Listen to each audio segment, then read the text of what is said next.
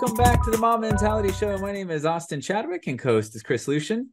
And today we have Michael Wolf out in the woods remotely joining us on the show. So it makes sense that we'll be talking about remote work and then mob learning for team and mob learning for himself, all kinds of good stuff. Before we jump into that, Michael, can you give us an introduction for yourself?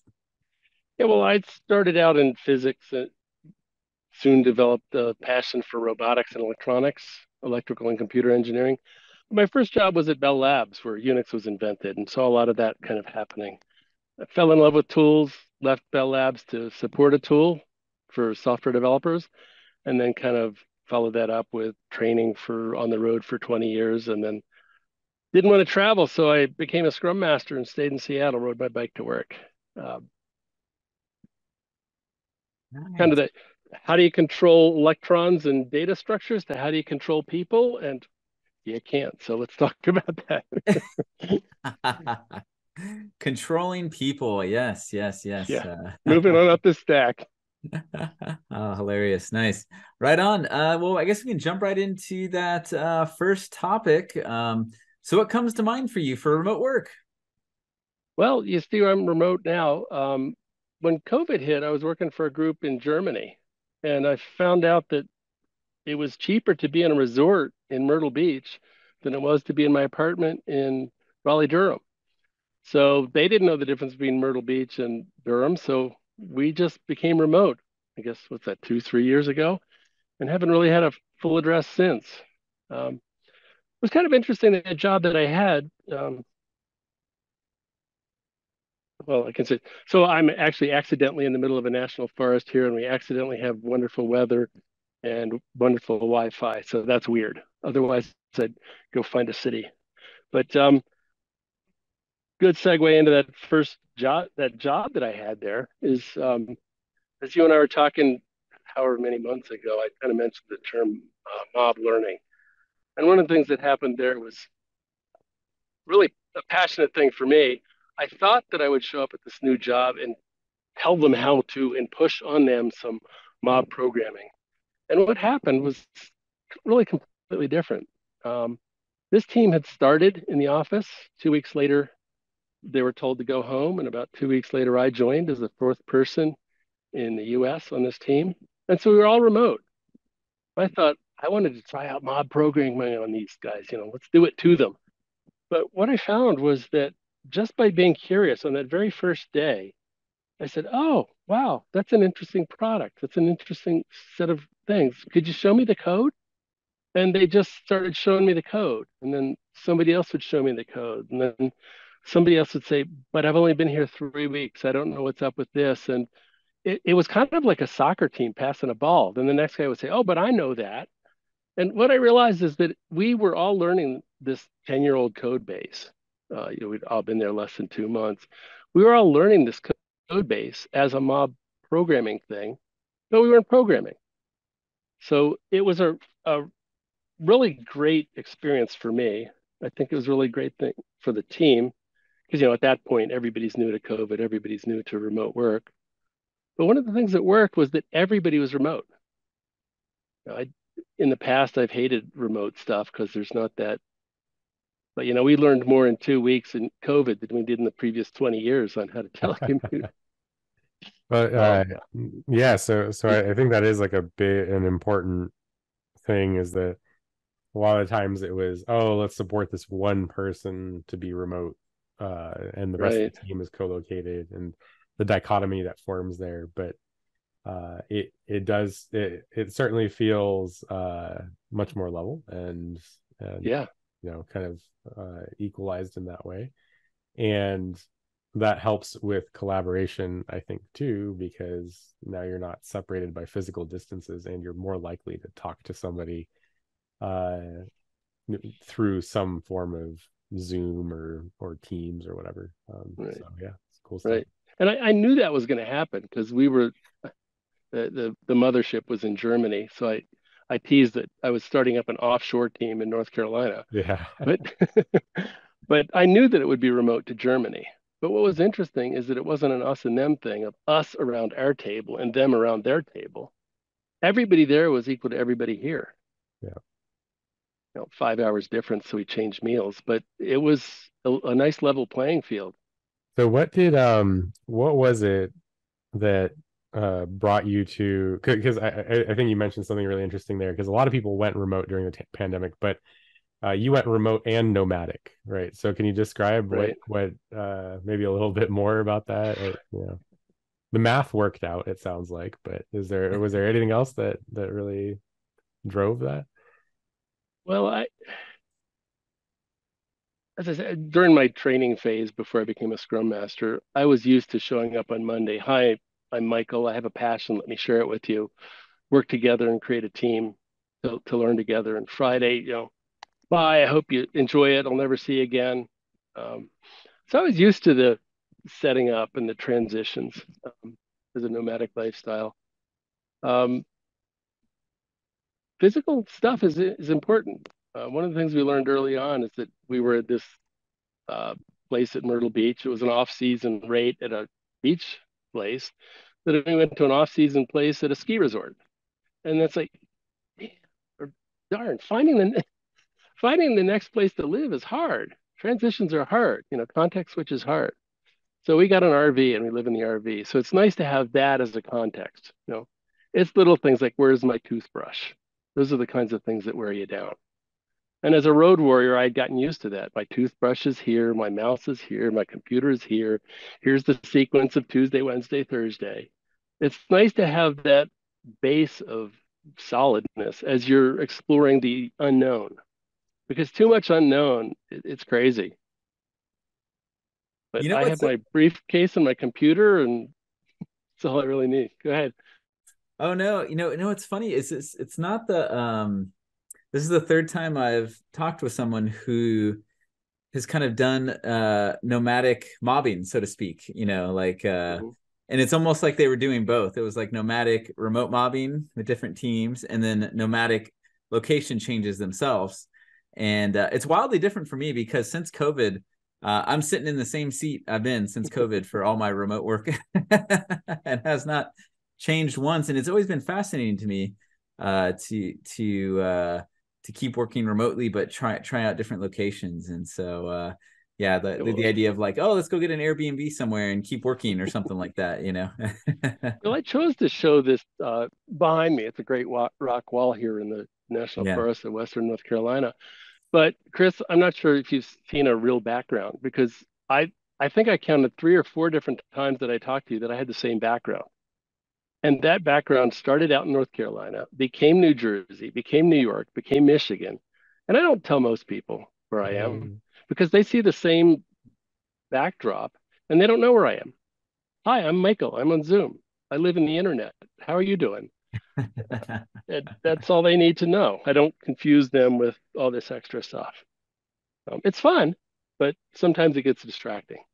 Mm, gotcha. Cool. So you were talking about this, your team that was mob learning and mob learning together. What you mentioned some wins. Were there any other wins or benefits that you encountered during Yeah. this time? Actually, as I was going through it last night and this morning to refresh my brain, I was remembering a couple that, um, and let me talk about a late career guy and an early career guy on the team. There was a late career guy that, as we were going through the code, he was understandably, because I've been there, a bit overwhelmed by the youngins and all the stuff, the technical stuff that the youngins knew. But we had created a safe space, and he was able to step back into code that he hadn't done for 10 years, 20 years, some of it. Yeah, the flip side of that is there was a guy early career, literally, it was his first job. He'd been there 3 weeks when I showed up. Um, he was able to watch the silverbacks, the not the silver cars, but It was good the time. gray hairs of the older folks and learn that. But it was, as I was thinking about everybody in the group, everybody got something in a group setting that they wouldn't have gotten alone. And I really saw that the first week, because as I showed up my first day, and so what's your pace? What's your rhythm? And they said, well, we get together at 9, then we break, and then we get together at 2. And by this time, it was already 3 o'clock on my first day. We were still in the, oh, I'm curious. Show me your code. And we had taken a break.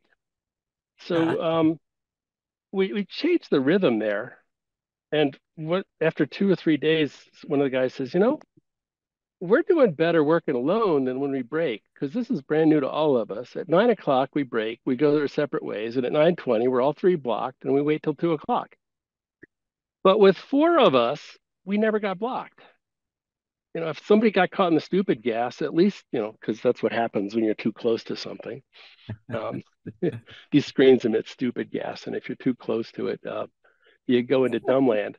But like somebody is not in the stupid gas and they can ask an interesting question or have another perspective. And so for the first couple of weeks, we were just learning like bandits versus everybody got stuck individually.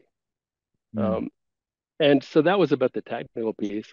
I learned about the team piece is that, remote working, we learned how to bond and who was playing soccer and who was playing pool and who had a girlfriend and what's your daughter doing in college kind of stuff. It turned out that kind of stuff just happened, the water cooler kind of stuff. As we'd submit a build and it would take forever, it's like, oh, so how's your daughter doing in college? And that kind of stuff happened. And it kind of leads me back to something I've been hearing a lot lately of meetings are terrible. And something I've heard a lot with meetings are terrible is, well, start with an agenda. No, that doesn't work. That's old fashioned. But the things that I've heard lately that have helped me are at least decide up front, there's 4 reasons to get together. Otherwise, don't waste everybody's time with the meeting because there's a million of those. But like we get together to bond. Of course, you can't do that alone. We get together to do stuff, which is mob programming. That kind of makes sense. We get together to decide, and that's kind of the brainstorming or the big meetings that happen a lot. But we get together to learn. So unless you're doing one of those 4 things, learning, deciding, doing, or mobbing, don't get together. It's a waste of time. So I kind of realized that we're comfortable with getting together and doing 3 of those together, but learning not so much. And that was my big aha on this, is that because we were all brand new, we were all learning together. Now, it's not so clear when some people have been there 10 years and you get a new person and, oh, let's bring this new person up. But we were all onboarding together and it was all fresh and new. And so it was clear that it was learning. The company had set aside some time for learning. They basically paid us we don't expect anything for 6 months. Go learn. You're a new team. So the fact that there was time set aside for learning was huge. It wasn't just, carve some time out, but you still have to decide and do. So that focus really helped. Nice. Yeah. The stupid gas. That's funny. I feel like I was inhaling that yesterday. Some of us were in a meeting and I was chipping away at something solo, and then someone came back in and they didn't know I was inhaling it, but I was. And then they made a suggestion, and then there was like big breakthrough. And then someone's idea from 2 days ago, we implemented a different testing strategy, and then like something that I was stuck on for quite a while was relieved quite quickly. And so, yes, I can attest that the screens do that to you. I learned that when I was training. I'd show up and do a training class and be in front of a whiteboard. And I used to say whiteboards emit stupid gas. So like if I get stuck, I'll ask the class. It's something I learned just to do. Like I'm not the sage on the stage. I'm the guide on the side. Like somebody in these seats probably knows it. And it works. So when mobbing came around, it wasn't kind of a new thing to me, but it was like a lot of things. They happen before they have a name, and then they have a name. It's like, oh yeah, we've been doing Scrum for 20 years. Or, oh yeah, right. We've been doing mobbing for a while. Or, oh yeah, we've nice. Yeah. Cool. But so to that point, so Scrum is 20 years old, mobbing is 10 years old. I actually heard somebody, a youngin, somebody, it was their first 6 months of college, out of college. And she said something to the effect of, unlike other legacy ways of coding like waterfall and Scrum, yeah. she was almost as old as the Agile Manifesto. And here she was, a fully grown person, and had her first job. So some of this stuff is old, and even mobbing is getting old. One of the things I noticed with just being receptive here is that I kind of created a new role. I called it kind of the archivist, or the, what do they call it, the court reporter, Court reporter. Yeah, interesting. representative, in another group. But as these developers, because I didn't think I was a developer at the time, would be having these discussions about what if, what if, what if. I wonder, question, question, question, decision, decision. It was just too much stuff popping for everybody for their new job. I just sat back and I started taking notes about what the questions were and which one we were going to answer. I remember being in a session with Woody once, and he was quiet for a long time. And then as 2 points were coming up, we were kind of debating and fighting, the headbutting thing about which one we do first. He says, well, with this slow Woody, like, we've decided that when there's two ideas, we do them both. Yep. What he didn't say is we don't talk about it. We just pick one and do it. And probably it's going to be good enough. But the person whose idea was second, we've told them we're going to get back to that. And if it turns out we need to do the second one and have the bake off, we do it. But what I realized is that there were 3 and 4 things coming up. So I would capture the ideas on a Miro board, and I'd actually have a whip arrow that said, this is what we're working on. And I'd move that whip arrow as we dug down, down, down, down. And then when we got to the bottom, say, okay, that's done. Where the hell did we start? Pop, pop, pop, pop. And I'd say, this is the rat hole we started going down. And they could be in the moment of creating, and I could be capturing what was happening in a way. So I'm sure you've talked with other people about Willem Larson's mobbing game that has, once you get the couple, then you add some more and you add some more. I was trying to play one of his roles from an extended pack kind of thing, but I ended up creating my own, or our own. The group needed this. I saw a need. I stepped in. It helped. It wasn't in his deck. So it's not 10-year-old mobbing or 20-year-old Scrum. It's, this team's 2 months old. Look at what we're doing. Nice. Rolling our own. And in many cases, people go on to the Git repo and add the roles they discover. So right, encourage that. Yeah. Nice. Oh, right on. Yeah, and so that's super awesome stuff. I always love learning about new roles. With this mob learning group you're doing, were there any things that you know were cons or things you guys could improve in the future from this kind of mob style learning? Yeah, you all been doing. Yeah. My honey doesn't like it that I say good, better, best. Never let it rest till your good is better and your better is best. Because she says, "Oh, you're never good enough that way, right?" If you're always improving. But yeah, I saw some things. One of the things that I found out about later was reading by refactoring. What's Arlo call that? Mm-hmm. Or what I realized is that we weren't touching the code; we were just reading the code. And I realized that if we went in and we found a clause and there's some if condition, if we extracted that into a method, by working with it, being in there and getting our hands dirty, we would have learned some more. But we were trying to stay separate from it and keep a sterile environment, but that didn't really serve us. We needed to interact with it and tumble with it to figure that out. So I do more of that. I can't think of anything else other than just I guess the theme that, as I was reflecting back on this, was our big wins came when I didn't do what Woody or the Agile Manifestus told us to do. I mean, he doesn't tell us. When we used that as a guide and launched it to do something else, and we were receptive to that moment where there's a different role or there's that moment for something new. I think that's kind of it on that. Bright spots analysis sort of thing. Is that what you're referring to? I don't know that term, but yeah. Well, it's just noticing when good things are happening and then turning up the good or amplifying. Yeah. It's like, hey, this is working for us. Let's do it more. So analyzing the bright spots will and increasing the good. Right. Similar to positive reinforcement, it tends to it tends to be more effective than focusing on bad things, right? And so having bright spots retrospectives often is really good, especially if something really good is happening and you want to see more of it rather than letting it die. Teams, I think, tends to go back to the way they were doing work, unless so sometimes sometimes it requires a facilitator to come in and say, let's do a bright spots analysis right now and talk about what's going well, and say, okay, well, why don't we do more of that? Right.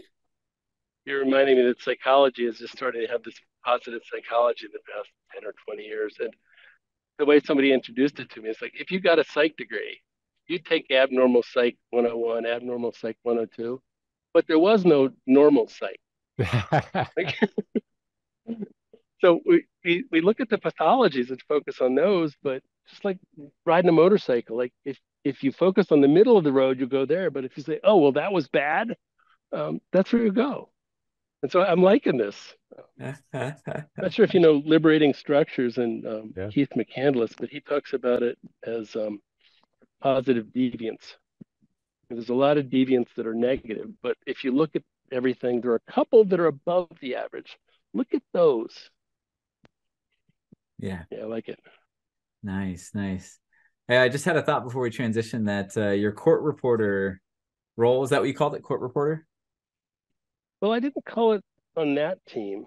Well, yeah, I was kind of court reporter on that team, but it's actually kind of like a new role on another team that I'm working with now. So this mob learning was kind of how mobbing helped the team help learn.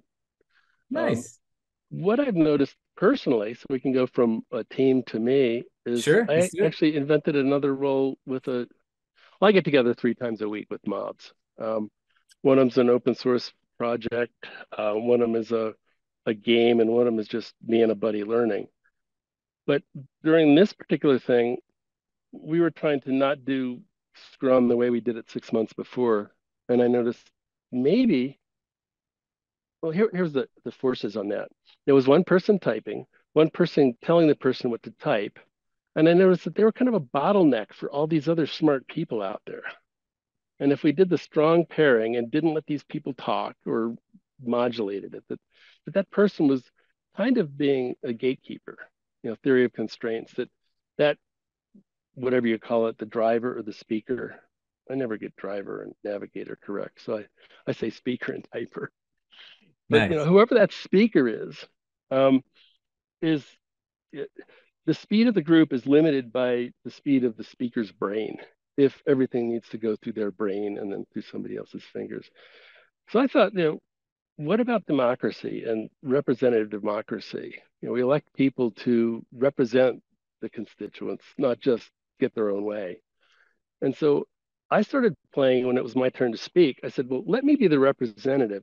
Hey, smart people, have a discussion, and I'll just pull some ideas from it while you're talking, because in the past, the rules are you're not allowed to talk unless I say so. Mother, may I? Yes, you may.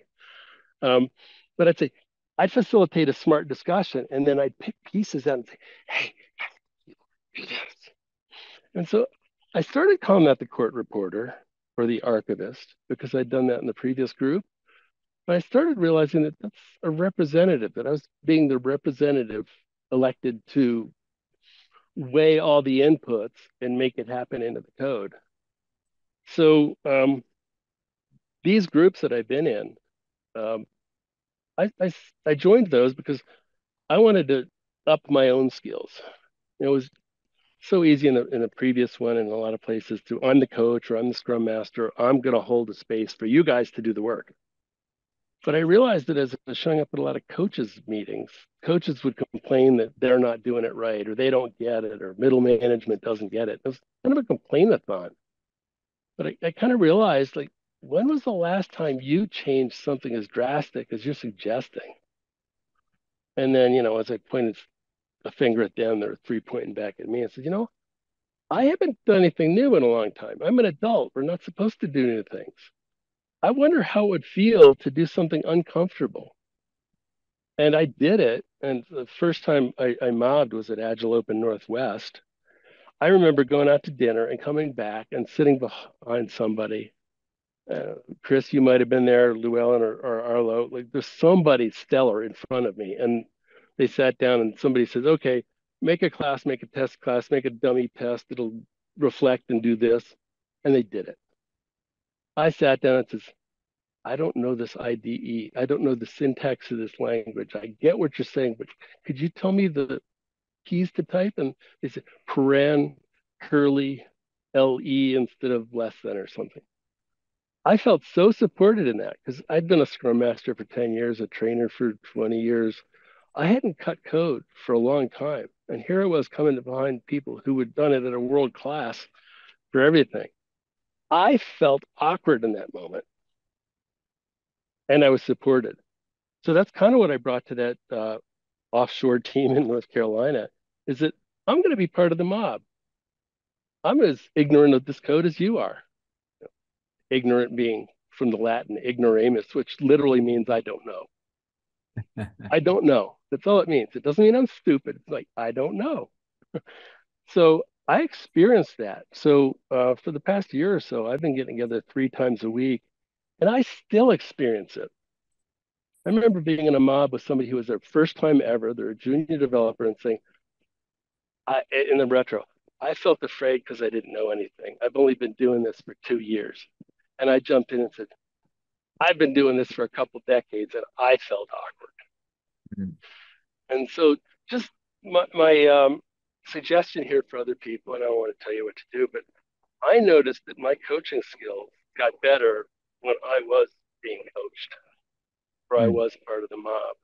And getting on that other side of like, instead of I'm the smart coach telling you to do it this way, be on this side and think, you want to do it how? And feel what it's like to have somebody suggest something new. It's awkward. You know, we need psychological safety. Nice. Chris, yeah. I think out there. No. Just you know, there's certainly a dichotomy between you know, coaching and being coached, and then there's also, I do feel like coaches are understood best when they're part of the team, and that you know, sometimes coaching isn't necessarily a role but a skill that then gets alternated between, and so when we get into that mode of coaching all of the time, I think you lose something. You lose a bit of empathy, right? If it's like 24/7 coaching, and so, you know, for empathy for the current situation, and then also maybe buy-in from the people being coached. So it makes a lot of sense. Yeah, and I think I was for a while, and part of my journey, my career was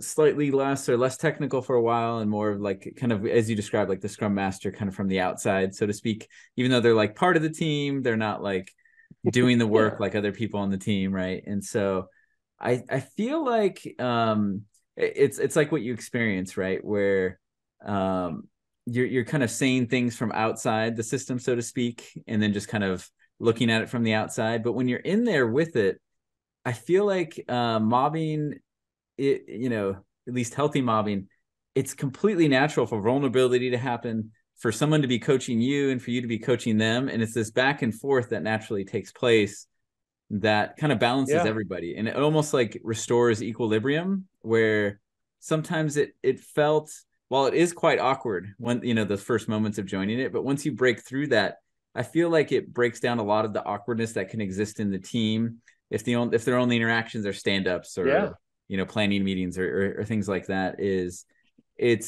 different when like I'm working with someone who I have a long history of coaching them and them coaching me, and there's been this kind of like equal back and forth, versus where it's more one-sided. That I feel like trust is harder. It's not possible, but I feel like it's just harder. And I've lived that transition, I believe. Yeah, and back to that Germany group. This is still the North Carolina team. As we're sitting in a group coding together, I took that to the they don't call it demo. What do they call it? The perspective. Oh, review or What's whatever. sorry, I'll take a Scrum guide for 300, please. Nailed that one. But they expected the Scrum Master to report on the team's progress. That's like, no, we share leadership. Yep. I mean, the 30-year-old guy learned something from the 2-week guy, and the 2-week guy the other way around. That happens in front of the VP every 2 weeks when we stand up. And so they would have the practice of doing what the Scrum Master should do. And I even hated that. It's the old animal farm of all animals are created, but some animals are more, or all animals are equal, but some are more equal than others. It's like all team members are equal, but 2 specific team members are more equal than others. And so I didn't even like being called a Scrum Master. I was a team member. Yeah. And sometimes I'd lead, sometimes the junior guy would lead, sometimes there'd be a vacuum and we'd figure it out. But like if you say that there's a special role, then it becomes that. Nice. Or it could be the dynamic stuff that you're talking about there, Austin, of like let it move around. Cool. Hey, I noticed you've been involved in some remote groups, mob groups and stuff. Do you mind naming them and talking about it a little bit? It's always fun to see what's going on out there. Yeah, we'll talk about Sunday, Thursday, Friday, my weekly schedule. Nice. Sunday I get together with let me get this right, acceptance testing. No, I'm sorry, approval testing. I always get this wrong. They switch my approval testing.python. And there's this concept of approval testing of if it generates the same thing, then you approve that as a test. Made popular by a lot of people. But Emily Bache and Llewellyn were big on it. And so Llewellyn's doing a approval testing.python every Sunday for 3 hours. Anybody's welcome. On Thursdays, Gregor in Austria, I found out about this through the grapevine. Let me put this together. It's the mob programming RPG mob.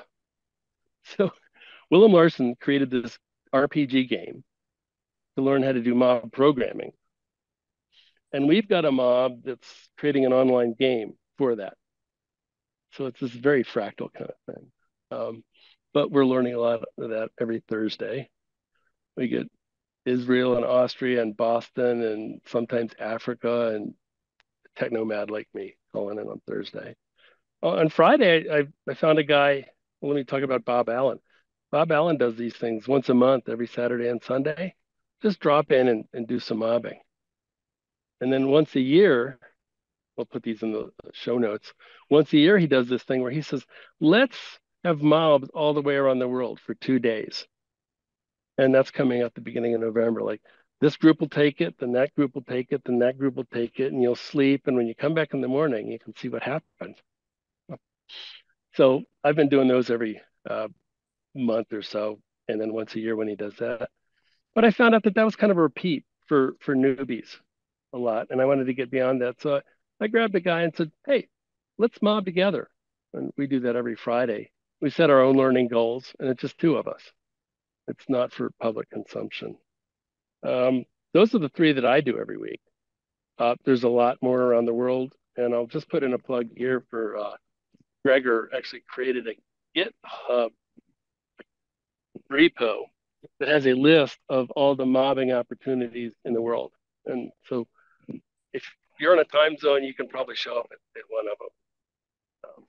But definitely, this is like riding a bicycle. You learn it by doing it. You don't learn it by reading a book. You can learn it by watching this podcast. You learn it by doing it. So there's great opportunities for that. I'll put that in the liner notes. Nice. Yep. Experiential best teacher. Excellent. Yeah. Nice. Well, that's cool because you've been you kind of hit on many of the ones I've heard of and stuff. So it's fun to I didn't know there was one person going to all of those. So that's you're quite on the tour there. You're like a mobbing rock star. There's about 10 on that list. I only go to 3. Right on. That's great. Cool. Yeah. So kind of maybe in summary here, one of the through lines to these things is that we are, as there's those 4 points of the Agile Manifesto. Everybody reads them, but above that, it says we are learning new ways of working and sharing it with others, I think we forget that. And so as I was trying to think, what's the interesting thing as I was putting some notes together for this today, the through line for me is we're learning different ways to do it.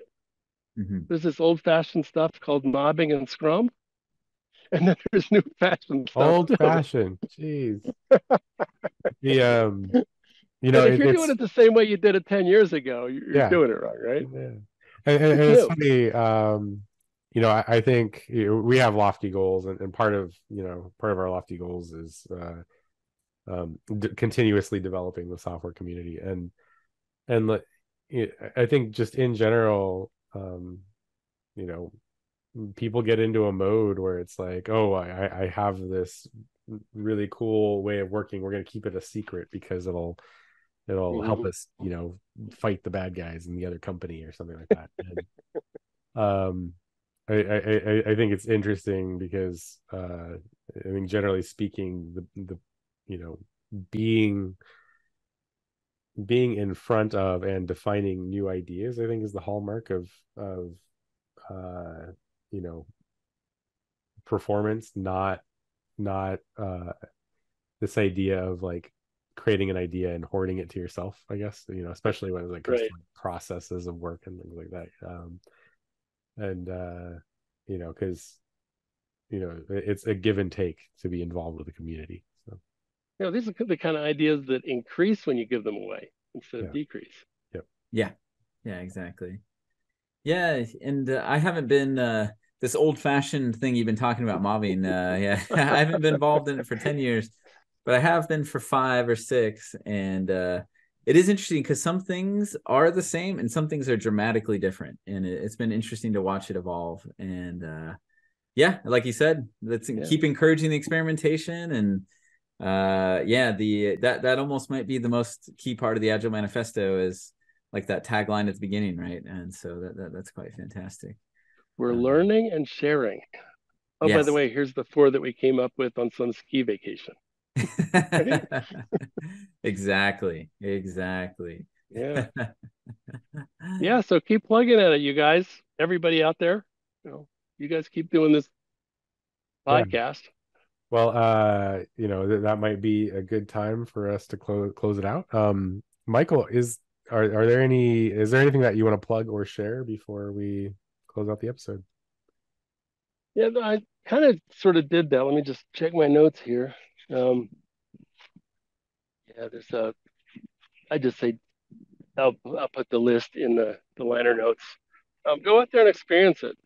I actually had a guy, I think he was from Africa. It's the first time ever. He says, "What can I read about this so I can show up prepared the next time?" It's like, no, you don't read about this to show up prepared. You just show up. Yeah. And so I'd encourage people, show up, get vulnerable, feel that fear. All